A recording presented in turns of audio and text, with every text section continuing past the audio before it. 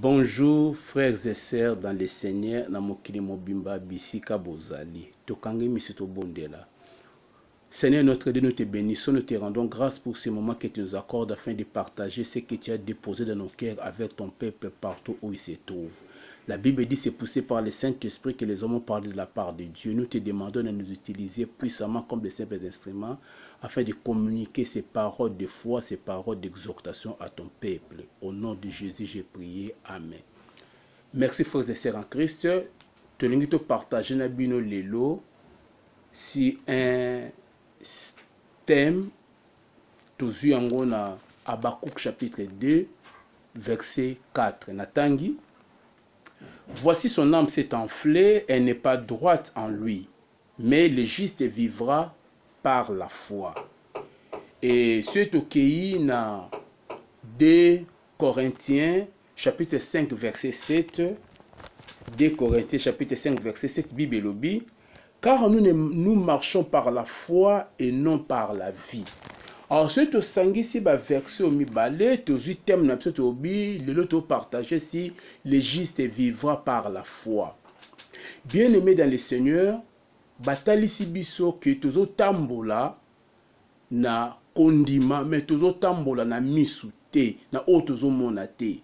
Ce qui veut dire que ya batu mususu batambola kana o bazomona na misu, batu mususu batambola na kana kondima. Bato batambola kana o baomona na misu bazaka na ba difficulté belé bazaka limité. Bato bazo tambola par la foi, bango ba vivaka de manière signaturelle parce que baza na connexion na Nzambe et Nzambe asepelaka na bango. Bien-aimé dans le Seigneur, toi na moment où le monde est na difficulté. Toi na moment où bato baza confiné réglementairement, Bamsou bazali confiné volontairement. Bamsou baza confiné te bazali kotambola, baza kotambola ko banga, bazo tambola pourquoi? Parce que bazo luka ba zoya kolia ya bango na mabuta na bango. Donc ce qui veut dire que le monde est tambola en ralenti. Le monde avec avènement ya coronavirus, les gens souffrent, les gens ne savent pas à quel sein c'est voué. Bien-aimé dans le Seigneur, malgré cela, il faut y avoir la choix. Yo mo en Nzambe, okosa la choix. Nathan oyo, oponyo vivre par la vie, c'est-à-dire par la réalité, par makambo zomona, ou bien oponi ou vivre par la foi. Mais yeba Nzamba zoloba, moyenge beni na ye, akobika na oaza komona te, akobika par la foi. Kobika par la foi, et kobika par les choses invisibles que tu ne vois pas. Bien-aimé dans le Seigneur, quel choix aux sales. Bato bazo tambola par la vie. Et ça bato oyo, batie like na bango, batie assurance na bango, na ba provision bazan nango na ndako, na ba compte na bango bazan nango en banque, na ba force financière na bango, na ba appui tope ba relation na bango, na salaire na bango, na ba don o bazoe la bango. Or nous savons une chose, que o nyoso tokoki kozala nango à un moment donné et kokipe kosila. On ne sait pas quand est-ce que virus est kosila, on ne sait pas quand est-ce que confinement kosila. Gloire au Seigneur ce que s'il est lié pendant qu'il tient encore tes provisions. Mais alors ceux qui confinement et continuer que ma provision na Yesu qui est si tu feras comment. Voilà pourquoi Nzamba zota lisabiso que ya lingi bayenge benenaye babika par la foi. Babika na oyo baza komona te. Et bongi to tambo na kondima, et bongi pe to bika na kondima. Babi la foi et la ferme assurance des choses qu'on espère. Une démonstration des choses qu'on ne voit pas. La foi, c'est faire confiance en Dieu. La foi, c'est croire que les invisibles existent. La foi, et ça qu'on dit que biloko musu se saleme ezali, mais yo zo mona yangote. Yo nangai, to ndi maite coronavirus ezali, mais yo nanga no to moni coronavirus te. Bato ba mona ngeza ka bato bana ba laboratoire. Mais il y a un laboratoire biomédical. Mais il y a un laboratoire biomédical. Tout le monde a coronavirus, mais tout le monde malgré que c'est invisible. Bien aimé, les kolobaeti. Et pas dans Nzambe. Et à peine biloko bello ngano tozo monate. Malgré que tout le monde a été, biloko ngo ezali coexister. Eza pe belé. Faut Bible le biloko o e mona na kate yango eza éternel. Et loko ka so comme mona na misu cesse eza sous éternalité. Mais o e mona na kate eza éternel. Eza inépuisable. Oh bien-aimé dans le Seigneur, n'attends tout ce que nous avons besoin. C'est de croire en Dieu, de marcher par la foi, qu'on peut sans Nzambe confesse, qu'on tient les pas dans Nzambe, quel que soit où est comme quel que soit vieux aux menesiko, quel que soit où aux zangi, quel que soit, je ne sais pas comment te dire, manquement aux anango. Bien-aimé dans le Seigneur, ayez foi en Dieu. Kobungi sa kondima nao, tezane likia, Nzamba ko leisa yo, Nzamba ko melisa yo. Ako lekisa yo na moment où, ako faire traverser yo, ba période difficile où. Okobima vainqueur, Okobima molongi, avec Dieu nous ferons des exploits, nous dit la Bible. Et la victoire qui triomphe du monde, c'est notre foi. Zalaka anakondima, et puis oko triompher, oko longa, et longo na yeso oko longa. Tambola na kondima, mutu atambola na kondima, aza mutu aza kolika kai pa ina Nzambe. Azo ndima ke Nzamba ko sala nyonso pona ye, po te Nzamba za tata na yo. Tatanda asunga kabana, tatanda memela kabana obana ngo pose ya kolia na tango ya pasi. Tika na biso ete tatana ya likolo eza Nzambe. Ye ako démissionner te, ako zanga ko pesa yo oza nango posa te. Mais ce qui te faut, il te faut la foi parce que foi akondima ndezo permettre Nzambe asala makambo na ye katikati na bomoino. Toke na kat na Bible, tokomona deux passages, totanga deux histoires na kat na Bible, ozo talisa batu batambala ki na kondima, lolengeni Nzambe aleisaki bango. Bate boso toke na bana Israël. Toke na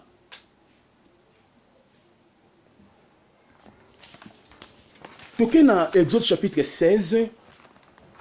Exode chapitre 16. Exode chapitre 16. Verset 15 na 35. Toke na verset 15 balobi. Les enfants d'Israël regardèrent et ils se dirent l'un à l'autre. Qu'est-ce que cela? Car ils ne savaient pas ce que c'était. Moïse leur dit, c'est le pain que l'Éternel vous donne pour nourriture. Toqué dans verset 35. Les enfants d'Israël mangèrent la manne pendant 40 ans jusqu'à leur arrivée dans un pays habité. Ils mangèrent la manne jusqu'à leur arrivée aux frontières du pays de Canaan. Bien-aimés dans le Seigneur, Nzamba bimisi bana Israël na kat na Égypte. Ame ba na kat na Esobe, kuna biloko akoli ezalite. Boyebi na désert, basala kabilanga te, ma ezalaka te, ba usine ezalaka te, ba entreprise ezalaka te. Bien-aimé, le désert c'est un chaos total. Alors il fallait bango ba tambola plus de 600 000 personnes ba tambola. Nzale sali bango. Ba kepa Moïse babina Moïse ozana nzala. Bandi ko regretter Égypte biska ba utaki. Moïse aluki Nzambe. Loklenge Moïse alukaki Nzambe Nzamba pese yano. Nzamba bina Moïse saba na Israël. Et que lobi na tongo ba bima ba ko mona biloko nga na ko pesa bango. Ba bimi na batongo tongo ba 5h 6h. Ba tala liboso ya kana bango. Ba moni une sorte ya nourriture o bango ba yeba yango te. Ezaki neti mo pembe ndeti jaune boye jaunâtre. Alors bien aimé ba yeba ki yango te. Bazo talango to bazo talango. Bazo mituna o eloko nini? O eloko nini? Na hébreu man. O eloko nini na hébreu man? O eloko nini? Donc ezaki question kombo man ezali une question. Cela veut dire o eloko nini? O nini tozo mona o. Alors bien aimé Bible zoloba Nzamba tindelaki bango mapa. Atindelaki bango man. Oyo lambe maki na boulangerie ya mokilité. Atindelaki bango man. Oyo babuka ki yango quelque part te. Mais Nzambe moko uta likolo. Aibe ko fungola lola. Aibe ko tindela bango man. Po ete beba na kolia. Oh bien-aimé dans le Seigneur, biloi ya molimo, apesa ki bango man, la nourriture du sang naturel. Tika na yebisayo, Nathan oyo bien-aimé, Nzamba za capable, ya ko leisa yo de manière surnaturelle. Dieu est capable, ce Dieu là n'a pas changé. Il est capable, aza capable kino lelo, aza na nguya, aza na makasi, ya ko leisa yo. Soka leisa ki bango na désert, biloko bango ba yeba kité. Pour la première fois balia ki yango, no yebiso Nzamba za capable pe a créer biloko sika pona yo. Nzamba za capable a memela oyo yebiti. Nzamba ko leisa yo miraculeusement. Aleisa bango miraculeusement. Na yebiso que c'est le même Dieu. Il est le même hier, aujourd'hui, éternellement. Ngano peut traverser des désert. Par rapport à makambo comme ebiso na mokieza loko la désert to traverser. Ba mususu bana biloko belé zo permettre bango ba vivre. Mais tant musu yo ozo la nanga ozane loko moko ya ko vivre te. Kimia elongo na motema na yo. Okomi ko na ba interrogation, omi tuna okosuka api na bana soki makambo e continuer. Mo Kristo na yo ko yebisa yo zana kondima na Nzambe. Zana elika na Nzambe. Ata makambo e continuer yo tiaka ke like pa na Nzambe. Nzamba za capable ko leisa yo. Akoleisa yo de manière surnaturelle. Croyez bien-aimé, croyez. Nzamba za capable. Nzamba za capable. C'est pour des moments tels que celui-ci aussi que y a zakatata na biso. C'est pour des moments tels que celui-ci que y a atambo akana biso longo. Nazo yebisa yo. Kobungisa elikia te. Zala na elikia. Nzamba koleisa yo. Tala bien-aimé. Na Deutéronome chapitre 8. Deutéronome chapitre 8 verset Nayango 3. Bible Zoloba, il t'a humilié, il t'a fait souffrir de la faim et il t'a nourri de la manne que tu ne connaissais pas et que n'avait pas connu tes pères, afin de t'apprendre que l'homme ne vit pas de pain seulement, mais que l'homme vit de tout ce qui sort de la bouche de l'Éternel. Yoka, Nzamba lingaka te sabana Israël, que motoko bika kaka na lipate, motoko bika kaka na bilei oya mesana na yango te, motoko lia kaka na bilei obata moki, akobika kaka na bilei obata mokili basalite. Nzamba lingaka kotelisa bango ezape na babiloko eza na mokili oyo te, mais Nzambe soka le bec kitisa yango apesa obanda kolia aza capable akopesa yo. Yesu Christ aye kolobango na Matthieu 4:4 a changer a contextualiser yango. Alors il est écrit l'homme ne vivra pas de pain seulement, mais de toute parole qui sort de la bouche de Dieu. C'est pour te dire la parole elle-même, c'est ezabilei lilobana Nzambe yango moko ezabilei et pe na nguya ya ko créer bilei bien-aimé. Parole Nzambe koki ko nourrir yo ngala zondima ato sali 10 jours ozo liate ato sali 20 jours ozo liate ato sali 100 jours ozo liate na présence Nzambe liloba na Nzambe koki ko maintenir yo en vie et koki ko maintenir yo en bonne santé. Nzamba ko peso biloko pour maintenir yo en bonne santé, même ceux qui biloko ezate liloba na Nzambe na nguya na yango et koki ko maintenir yo en vie de milliers des années sans que yo olia. Oui, Dieu est puissant, il est fort, il est capable de le faire. Deuxième exemple, tozu yango na 1 Roi chapitre 17 verset 6. Kuna Nzamba olobela Eli. Toza atangwa sécheresse. Nzamba olobela Eli kende ko bomba ma pene ya torrent ya Kérit. Nzambe a confiné Eli na torrent ya Kérit pour na kokima sécheresse. Bien-aimé dans le Seigneur, là qu'est-ce qui s'est passé? Nzambe a prendre Eli moko en charge miraculeusement. Qu'est-ce qui se passe? Nzamba azotinda corbeau o nakata loi Moïse animal un oiseau impur. Nzamba tindi corbeau ayaka kotikela Eli na tongo lipa na musuni. Na pourquoi lipa na musuni. Eli azokolia 2 fois le jour comme s'il n'y avait pas de sécheresse. Bien aimé, c'est extraordinaire. Eli azolia normalement 2 jours comme il n'y avait pas de sécheresse. Et 2, tozomi nakoki komituna corbeau wana Nzamba pesa ki maila ndenge nini. Corbeau wana abande ko uta wapi? Bisika abande ko zo musuni wana euti wapi? Etalinga ite. A euta likolo. Azo na ndako mutu moko abande ko lamba etalinga ite. Mais ce qui pesa ko corbeau moko abande ko lambela Eli etalinga ite. Mais ce qui est important pour moi c'est les résultats. Et ce qui est important pour toi eza bisika biloko ko uta te, bisika ba kolamba yango te. Ce qui est important biloko e koma na ndako no ezala ya mubesu, ezala ya ko lamba, ezala ya boîte de conserve. Ce qui est important bien-aimé, eza biloko comme nanda kuna polia au survivre. Nzambe atinda ki corbeau, amemela ki Eli biloko pe Eli bande ko de manière surnaturelle. Non yebiso c'est Dieu là n'a pas changé. Ce Dieu-là n'a pas changé. Élie n'avait aucun rang. Mais Élie a mangé. C'était dans des moments de sécheresse. Non, il peut toujours traverser un moment difficile. On traverser un moment à sécheresse. Kobungi c'est Élie qui a été. Nzambe atambola ki na Élie. Aza Nzambe oyo sanaye. Kombo na ye Yahweh, l'Éternel des armées. Nzambe wana azole isayo. Aza Nzambe oya pourvoyaka. Non, il biso kobungi c'est Élie qui a été. Ne repromène pas des regards inquiets. Talela Nzambe wana. Aza na eloko kusala pona. Tela Nzambe wana. Ana biloko meke ya ndenge na ndenge pe bato nyonso ya mokili ils font partie ya armée céleste na ye akoki kotinda x e y ata provision na ye akatango aya kotikela yo bien aimé croire na miracle pour Bible le but était les justes vivent par la foi au moment de la sécheresse nous avons besoin de vivre par la foi na bandeli au moment difficile nous avons besoin de vivre par la foi si on n'a pas de foi bien aimé tu vas craquer. Si tu n'as pas de foi bien-aimé, tu vas mourir. Si tu n'as pas de foi bien-aimé, tu vas abandonner la vie chrétienne. Mais je te dis, c'est le moment d'avoir un témoignage avec Dieu. C'est dans les moments de sécheresse, c'est dans les moments difficiles que les gens forgent leur foi avec Dieu. Que les gens, bazouaka, ba eyano, tope ba kolisa kondima na bango, na oyo, ba mona, nzambe, kosa la kat na bango. Mon juste vivra par la foi. Moyenge beninangai, akobika, na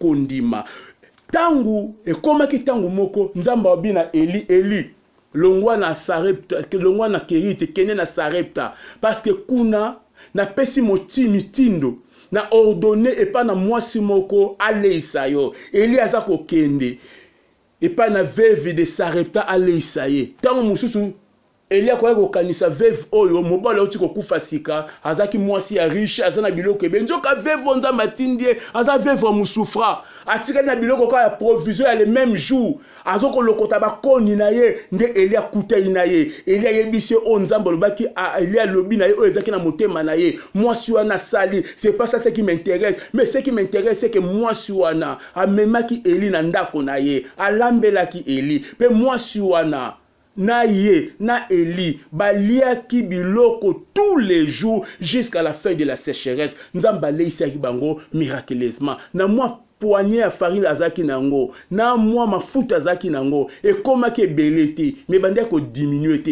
et bandé ko silate, et zeka na même quantité, parce que nzamba azaki na poso ko leisa Eli. Oh frères et sœurs, nazo ko yebisa yo, soki nzamba simba ki motema ya mwana mwasi wana, po leisa Eli nazo yebisa yo, nzambe pas capable na coordonner ata na voisin na yo, na coordonner ata na papa na yo, na coordonner ata na un PDG quelque part, na coordonner ata na mutali boma, na coordonner ata na mutu moko boye mais aya ko nourrir yo apesa ko ya kolia tous les jours nzambe ana bongwalite yo ndima kaka soko ndimi otelike pa na nzambe ko mona o nzamba ko sala pona yo na bio ko mona po nzamba za na bomwe nzamba changer te nzambe ya Eli azalelo nzambe na biso o to tambo na ye na nzala Yesu Christ bien aimé zalaka na kondima po Bible lobiete moyenge beni na ngai akobika na kondima bien aimé tambo na kondima c'est maintenant ou jamais que tu as besoin d'avoir foi en Dieu. C'est maintenant ou jamais que il faut tambola na kondima. Soko tamboy na kondima, okomona loboko na nzambe. So tamboy na kondima, okomona bikamo na nzambe. Soko tamboy na kondima, okotatola na sima kolekisa makambo oyo ete na tchakelike pe na nzambe, na ndimela ki nzambe pe nzambe allez singai,